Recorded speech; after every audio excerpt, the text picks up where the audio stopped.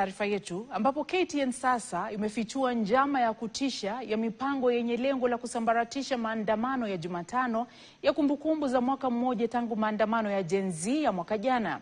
Afisa mmoja mwenye ushawishi mkubwa kutoka Ikulu na mbunge mmoja maarufu wa UDA kutoka Bonde la Ufa wanasemekana kuwa nyuma ya operesheni ya siri ya kuvuruga maandamano ya Jumatano. Mpango huo unaoendeshwa kutoka ngazi za juu serikalini na katika jiji la Nairobi unahusisha mtandao pana unaowajumuisha wanasiasa, wahuni wa kukodiwa na wapiga propaganda wa mitandaoni, wote wakilenga kuvuruga maandamano hayo kwa nguvu. Hii hapa taarifa kamili.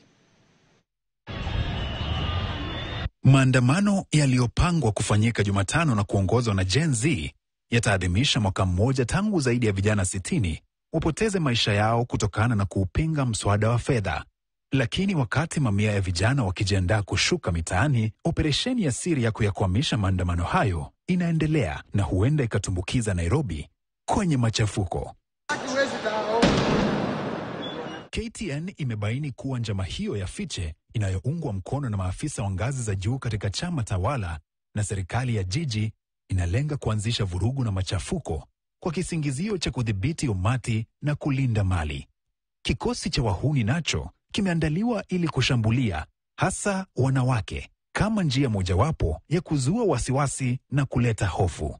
Isitoshe, kuna mpango wa kuwanyang'anya simu waandamanaji ili kuzuia kurekodi ukiukaji wa haki au ukatili wa polisi. Nafikiri hawa vijana wachache wamekuja Nairobi na rungu ndio wamaletea shida, mkuje wiki ijayo ndio mjue vijana hapo kwa wako hapo. Vijana mko? Wangapi wako tayari kudefend serikali? Twende Nairobi. Twende Nairobi. Tupambane na hao. Mwanasiasa huyu William Kamket, mbunge wa Tiaty, Baringo, amekuwa akizungumza waziwazi akichochea vurugu dhidi ya waandamanaji.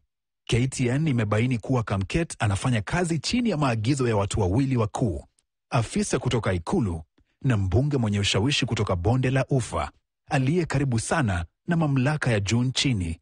Katika mpango huu fiche, KTN imegundua kuwa wabunge wengine 5 pamoja na gavana mmoja wamepewa majukumu mahsusi ya kuvuruga maandamano hayo. Katika mpango huu fiche, KTN imegundua kuwa wabunge wengine 5 pamoja na gavana mmoja wamepewa majukumu mahsusi ya kuvuruga maandamano hayo. Wabunge waliotajwa ni 2 kutoka kaunti ya Kisii, 2 kutoka Mlima Kenya na mbunge mwanamke kutoka Bonde la Ufa. Mnamo Jumatatu Juni tarehe 16,